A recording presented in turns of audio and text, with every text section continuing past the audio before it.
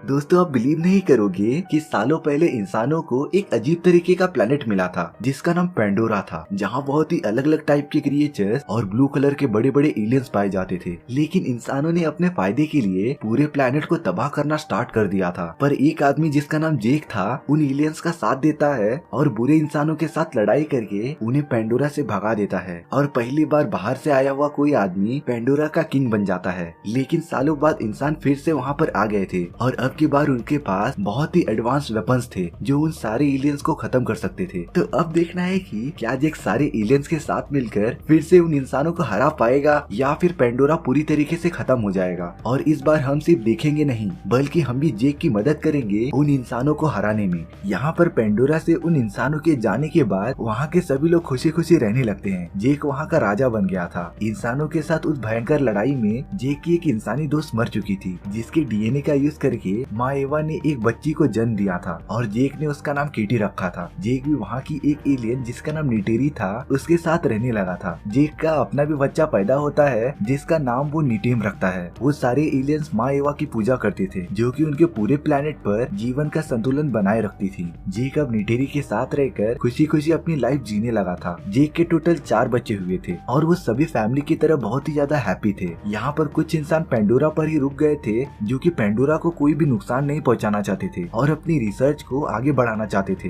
वो कर्नल जिसने इंसानों के साथ मिलकर पेंडोरा पर हमला किया था वो मर चुका था, लेकिन उसका एक छोटा सा बच्चा बाकी लोगों को मिल गया था। तो वो सब कर्नल के बच्चे को पालने का डिसाइड करते हैं और उसका नाम स्पाइडर रखते हैं। स्पाइडर तो हमेशा जेक के बच्चों के साथ खेलता रहता था और उन्हें देखने पर ऐसा लग ही नहीं रहा था कि वो अलग अलग प्रजाति के हैं, क्योंकि जेक के बच्चे भी उसके साथ काफी ज्यादा खुश थे। लेकिन यहाँ पर जेक की वाइफ नटेरी स्पाइडर को अपने परिवार का हिस्सा नहीं मानती थी, क्योंकि उसके फादर ने पिछले टाइम पेंडोरा को काफी ज्यादा नुकसान पहुंचाया था और वो ये बात कभी नहीं भूल सकती थी। जेक अपने सारे बच्चों को खुद ही पेंडोरा पर रहने का तरीका सिखाता है और उन्हें शिकार करने का सही तरीका सिखाता है। लेकिन कहते हैं ना, हैप्पीनेस लाइफ का सिर्फ एक ही पार्ट होता है। एक दिन जैक और नटेरी देखते हैं आसमान से बहुत सारे तारे नीचे गिर रहे हैं और सच में वो कोई तारे नहीं थे बल्कि वो इंसान थे जो कि पेंडोरा पर वापस हमला करने आ रहे थे और वो इस बार सभी चीजों के लिए तैयार थे। उन इंसानों ने अपने वेपन्स को इस तरह डेवलप किया था कि उनके सामने आने वाली कोई भी चीज वो पूरी तरीके से तबाह कर सकते थे। और जिन चीजों की वजह से वो उन एलियन से लास्ट टाइम हारे थे उन लोगों ने उसका भी सोल्यूशन निकाल लिया था, जिसका यूज करके वो अब वापस पेंडोरा पर हमला करने वाले थे। उन लोगों ने तो पेंडोरा पर हमला करना स्टार्ट भी कर दिया था। वहाँ के पूरे जंगल जला दिए थे। पेंडोरा के सारे एनिमल्स और क्रिएचर्स यहाँ से वहाँ भाग रहे थे, जिसमें कि वो सारे एलियंस कुछ नहीं कर सकते थे क्योंकि उन इंसानों ने पेंडोरा पर अचानक हमला किया था और उन सारे एलियंस की प्रजातियों को इस बारे में बिल्कुल भी पता नहीं था। यहाँ पर उन इंसानों के लैब में एक अवतार उठता है और वो वहाँ के सभी लोगों को मारने लगता है और तब पता चलता है कि वो अवतार उसी कर्नल का है जिसे कि नटेरी ने मूवी के फर्स्ट पार्ट में मार दिया था। लेकिन लड़ाई में आने से पहले उन लोगों ने कर्नल की सारी मेमोरीज और डीएनए का यूज करके एक अवतार बना लिया था और अब कर्नल को अपना अधूरा काम पूरा करना था, जो कि था जेक को मारना और पूरे पेंडोरा को अपने कब्जे में कर लेना। जेक अपने कुछ साथियों के साथ उन पर हमला करते रहता है और उन इंसानों की टेक्नोलॉजीज को खत्म करता रहता है और ये सबसे अच्छा वे था क्योंकि इसी तरीके से वो इंसानों को कमजोर कर सकते थे। और अगर मेरी मानो तो उन इंसानों को टक्कर देने का सिर्फ एक ही रास्ता था, उनकी ही टेक्नोलॉजी और एडवांस वेपन्स उनके ही खिलाफ यूज करना। और ये सेम चीज जेक और बाकी सब करते हैं। उन लोगों ने एडवांस वेपन से भरी ट्रेन को तबाह कर दिया था और उन सारे वेपन्स पर कब्जा कर लिया था। जेक का बेटा नीटिम भी अपने फादर के जैसा बनना चाहता था, तो वो इंसानों के खिलाफ बगावत में उसका साथ देना चाहता था, इसीलिए वो उसके साथ आया था और वेपन्स को इकट्ठा करने में मदद कर रहा था। तभी वहाँ पर इंसान एक बहुत बड़े जेट में आ जाते हैं जो कि जेक और बाकी सभी पर हमला करते रहते हैं और उस हमले में नेटिम काफी ज्यादा घायल हो जाता है। लेकिन जैक और बाकी सब वहाँ से सारे लोगों को निकालने में कामयाब हो जाते हैं और वो नेटिम को भी एक सेफ जगह पर लेके आ जाते हैं। उन इंसानों ने सारे एलियंस का घर तबाह कर दिया था, तो अब वो एलियंस एक बड़ी सी गुफा में रहते थे जहाँ पर वो सब सेफ थे। जेक अपने बेटे नेटिम को काफी ज्यादा डांटता रहता है क्योंकि उसके मना करने के बावजूद भी नेटिम उसके साथ आया और सच में नेटिम मरते मरते बचा था। यहाँ पर कर्नल अपने साथियों के साथ इंसानों द्वारा बनाए गए एक मिलिट्री बेस में आ जाता है। वहाँ के कैप्टन कर्नल को बताती है कि जेक उन सभी के मिशन में एक कांटा सा बन गया है और उन सभी पर हमेशा हमला करता रहता है, तो उन सभी को जेक को कैसे भी करके रोकना पड़ेगा और उसे जान से मारना पड़ेगा, नहीं तो वो पेंडोरा पर कब्जा नहीं कर पाएंगे। यहाँ तो कर्नल को पहले से ही जेक पर काफी ज्यादा गुस्सा था और अब ये बात सुनने पर उसका गुस्सा दुगना हो गया था, तो वो अपने कुछ साथियों के साथ जेक को ढूंढने के लिए जंगल में आ जाता है। उसी जंगल में जेक के चारों बच्चे घूमने आए थे और वो सब दूर से कर्नल और बाकी सभी को देख लेते हैं। नीटिम ये सारी बातें जैक को बताता है। जैक उन सभी को बिना कुछ हरकत किए वहाँ से निकलने के लिए कहता है। जैक के सारे बच्चे जब वहाँ से जाते रहते हैं तब उन्हें कुछ आदमियों ने घेर लिया था और अब कर्नल के लोगों ने जेक के बच्चों को पकड़ लिया था। कर्नल स्पाइडर को देखकर तुरंत समझ जाता है कि वो उसका बेटा है। तभी वहाँ पर जेक और नेटेरी पहुँच जाते हैं और कर्नल के आदमियों पर हमला करते रहते हैं। जेक और नेटेरी कैसे भी करके अपने बच्चों को वहाँ से निकालने में कामयाब हो जाते हैं, लेकिन कर्नल ने स्पाइडर को पकड़ लिया था और वो स्पाइडर को अपने साथ शिप पर लेकर चले जाता है। एक सेफ जगह पर आने के बाद जेक नेटेरी से कहता रहता है कि उन्हें जल्दी अपने छुपने की लोकेशन चेंज करनी पड़ेगी क्योंकि स्पाइडर अब उनके पास है। तो अगर स्पाइडर ने उन्हें बता दिया कि वो सब कहाँ छुपे हुए हैं तो वो सारे इंसान बचे हुए एलियंस को खत्म कर देंगे, जिससे कि पेंडोरा पूरी तरीके से उनके कब्जे में आ जाएगा। यहाँ पर कर्नल और उसके लोग स्पाइडर को काफी ज्यादा टॉर्चर करते रहते हैं, लेकिन स्पाइडर निकला काफी ज्यादा सख्त लौंडा। उसने बोला कि जान चली जाए लेकिन वो अपना मुंह नहीं खोलेगा कि बाकी एलियंस और जेक कहाँ छुपे हुए हैं। इसके बाद कर्नल स्पाइडर को अपनी तरीके से समझाने जाता है और उसे वापस अर्थ पर जाने का लालच देता है। यहाँ पर जेक ने किसी और को राजा बना दिया था और वो अब अपनी फैमिली को लेकर वहाँ से जा रहा था। काफी दिनों के सफर के बाद जेक अपने परिवार को लेकर एक आइलैंड पर पहुँच गया था जहाँ पर कुछ अलग प्रजाति के एलियंस रहते थे। वो दूसरे प्रजाति के एलियंस जमीन और पानी के अंदर रहने में केपेबल थे। वो सारे लोग जेक और बाकी सभी को देखकर काफी ज्यादा शॉक हो गए थे क्योंकि वो उनसे काफी ज्यादा अलग दिख रहे थे। तभी वहाँ पर उन सभी का लीडर आ जाता है। जेक उनके लीडर से उसके परिवार को यहाँ रहने देने के लिए रिक्वेस्ट करने लगता है, लेकिन उसका लीडर बताता है कि वो सारे लोग सेफ्टी के लिए पानी के अंदर रहते हैं, लेकिन जेक और उसकी प्रजाति सिर्फ जमीन पर ही रह सकती थी तो वो वहाँ पर सरवाइव नहीं कर पाएंगे। लेकिन जेक का मानना था कि अगर वो थोड़ी सी प्रैक्टिस करें और पानी के अंदर रहने की ट्रेनिंग स्टार्ट कर दें तो वो भी उनकी तरह पानी के अंदर अच्छे से सांस ले पाएंगे। इसके बाद उनका लीडर मान जाता है जेक को अपने यहाँ रहने देने के लिए। वहाँ का लीडर अपने लोगों से जेक और उसकी फैमिली की मदद करने के लिए कहता है ताकि वो उन्हें पानी में रहने की ट्रेनिंग दे सके और उसी दिन से ही उन सभी की ट्रेनिंग स्टार्ट हो जाती है। स्टार्टिंग में उन लोगों को काफी ज्यादा परेशानी हो रही थी और वो तो पानी के अंदर ज्यादा टिक ही नहीं पा रहे थे। वहाँ के लोग उन्हें पानी के अंदर सांस लेना और पानी के एक क्रिएचर पर सवारी करना सिखाते हैं। जेक को भी स्टार्टिंग में काफी ज्यादा प्रॉब्लम हो रही होती है, लेकिन वो सब धीरे धीरे इम्प्रूव कर रहे थे और उन सभी को वहाँ के इन्वायरमेंट में रहने की आदत हो गई थी।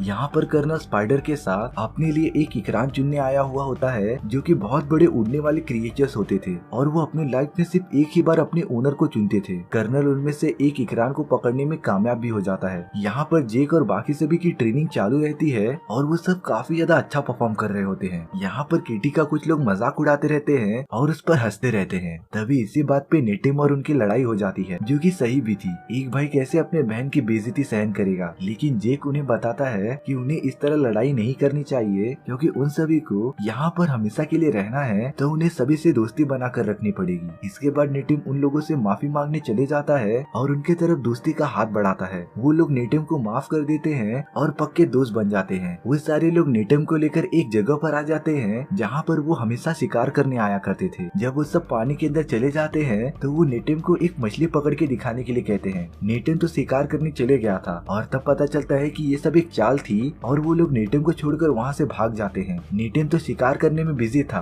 और तब जाके उसे रियलाइज होता है कि उन लोगों ने उसे अकेला छोड़ दिया है। नेटिम को तो उस आइलैंड पर जाने का रास्ता भी नहीं पता था और अब वो बुरी तरीके से फंस गया था। तभी उस पर अचानक पानी में से एक बहुत बड़ी खूंखार मछली उस पर हमला कर देती है जो कि नेटिम को पूरा खाना चाहती थी और वो उसका काफी दूर तक पीछा करती है। ज्यादा देर तक पानी में रहने की वजह से नेटिम की सांसें फूल रही थी, इसीलिए वो तुरंत ऊपर की तरफ जाने लगता है पर वो मछली तो एकदम सामने ही थी और वो नेटिम पर हमला करने चली आती है। लेकिन तभी एक बहुत बड़ी व्हेल उस मछली पर हमला कर देती है और उसे मार देती है। काफी ज्यादा देर तक पानी में रहने की वजह से नेटिम बेहोश होने लगा था और वो पानी के अंदर जाता रहता है। लेकिन जब थोड़ी देर बाद उसकी आंखें खुलती हैं तो वो अपने आप को उसी व्हेल के ऊपर पाता है जिसने की नेटिम की जान बचाई थी। नेटिम व्हेल का शुक्रिया अदा भी करता है और वो देखता है कि व्हेल के ऊपर एक नुकीला ऑब्जेक्ट लगा हुआ है तो वो उस व्हेल के बॉडी से उसे निकालता है और उसे दूर फेंक देता है। और इसके बाद तो मानो वो व्हेल नेटिम को अपना दोस्त समझने लगा था। वो व्हेल नेटिम को लेकर उसके आइलैंड के पास आ जाता है और उसके फैमिली के पास छोड़कर चला जाता है। यहाँ पर जेक और सारे लोग काफी टाइम से उसका इंतजार कर रहे थे। जेक नेटिम को डांटता रहता है कि उसे इस तरीके से गायब नहीं होना चाहिए। जब लीडर को पता चलता है कि उसके बेटे ने ही नेटिम को पानी के अंदर फंसाया था तो वो उसे काफी ज्यादा डांटता रहता है, पर जेक कहता है कि इसमें दोनों की ही गलती है। और इसके बाद नेटिम और लीडर के बेटे में दोस्ती हो जाती है और वो अब हमेशा साथ में रहते थे। अगले दिन नेटिम सभी को उस व्हेल के बारे में बताता है जिसने कि उससे बचाया था, और वो बताता है कि उस बड़ी सी व्हेल का एक फिन टूटा हुआ था। वहाँ की लीडर की बेटी तुरंत समझ जाती है कि उस बड़ी सी व्हेल को टुकुन कहा जाता है, लेकिन जिस व्हेल को नेटिम ने देखा था उसे पाइकन कहा जाता था, जो कि सारे व्हेल से अलग था क्योंकि उसने कई व्हेल्स और लोगों की जानें ली थी। नेटिम इस बात का भरोसा नहीं करता क्योंकि उस व्हेल ने उसे कोई भी डैमेज नहीं पहुंचाया था, बल्कि उसने नेटिम की जान बचाई थी। तो वो इस बात का पता करने के लिए उस व्हेल के पास चले जाता है। नेटिम उस व्हेल से साइन लैंग्वेज में बात करता रहता है और पूछता है कि उसे दूसरों से अलग क्यों रखा गया। इस बात का जवाब देने के लिए वो व्हेल नेटिम को पानी के अंदर लेके जाने लगती है, और ये सीन सच में काफी ज्यादा अच्छा दिख रहा था। यहाँ पर कर्नल स्पाइडर को लेकर अपनी सेना के पास आ जाता है और वो लोग बड़े बड़े शिप का यूज करके जेक और बाकी सभी को डिफरेंट आइलैंड पर ढूंढते रहते हैं, और काफी सर्च करने के बाद वो एक आइलैंड पर पहुंच जाते हैं जहाँ पर कुछ एलियंस रहा करते थे। कर्नल और उसकी टीम वहाँ पर आ जाती है और उन सभी को मारने लगती है। वो लोग उनसे जेक के बारे में पूछते रहते हैं, लेकिन उन एलियंस ने जेक के बारे में कुछ भी नहीं बताया था, तो इसीलिए कर्नल के लोग वहाँ की पूरी जगह को आग लगा देते हैं, जिससे कि उनके रहने की जगह पूरी तरीके से जल जाती है। वहीं उस आइलैंड के दूसरी तरफ जैक अपने फैमिली के साथ रह रहा था। जब ये बात उनके लीडर को पता चलती है कि वो सारे इंसान जेक को ढूंढते ढूंढते यहाँ तक पहुँच गए हैं और चारों तरफ तबाही मचा रहे हैं, तो वो जेक को ये सब बताता है। यहाँ पर काफी ज्यादा पूछने के बाद भी कोई भी जेक के बारे में बताने के लिए तैयार नहीं था। तो अब कर्नल के पास एक आइडिया था कि वो वहाँ के सारे बड़े बड़े व्हेल्स को खत्म कर देगा, जिससे कि उन सभी एलियंस को उनके पावर का अंदाजा होगा और शायद से ये देखकर जेक भी बाहर आ जाए। यहाँ पर नेटिम उस बड़े से व्हेल के साथ बॉन्ड बनाने में कामयाब हो जाता है, और वो उसके मेमोरीज में देखता है कि कुछ सालों पहले